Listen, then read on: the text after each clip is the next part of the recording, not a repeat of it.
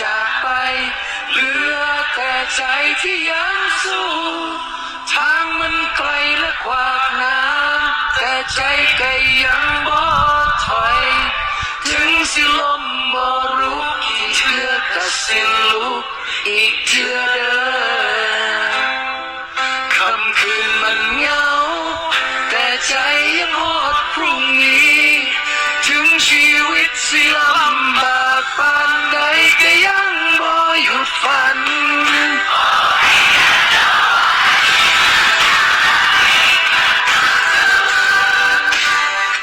จังใดก็โตคนเดียวนะ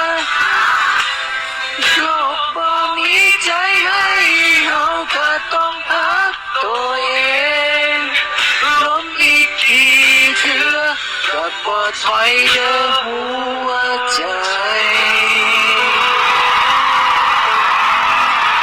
ลมพัดมาแรงๆพัดเสียงห้องให้ในใจแต่กับมีไผได้ยินนอกจากตัวเฮาเองจำได้บอกว่าสัญญาไว้กับใจว่าสิสู้ต่อไปแม้หักสิพังรอยยิ้มที่เคยมีมันสิจางลงไปแต่หัวใจยังเต้นอยู่เพื่อรอดวันใหม่ไว้ก็ต้องไว้น้ำตาไหลก็ต้องสู้เหตุจังใดก็ตัวคนเดียวนะโลกบ่มีใจให้เขาก็ต้องอัดตัวเองล้มอีกกี่เทื่อก็บ่ถอยเด้อหัวใจ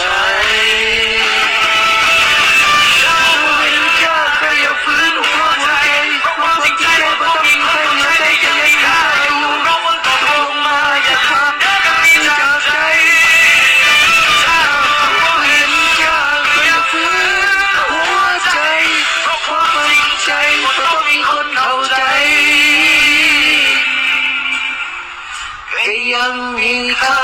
อยู่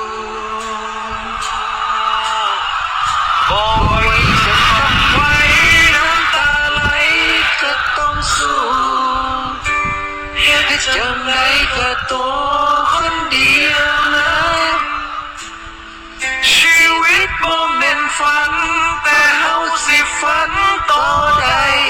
เพราะหัวใจบ่เคยยอมตายขอบคุณเด้อพี่น้องคืนนี้อบอุ่นหลาย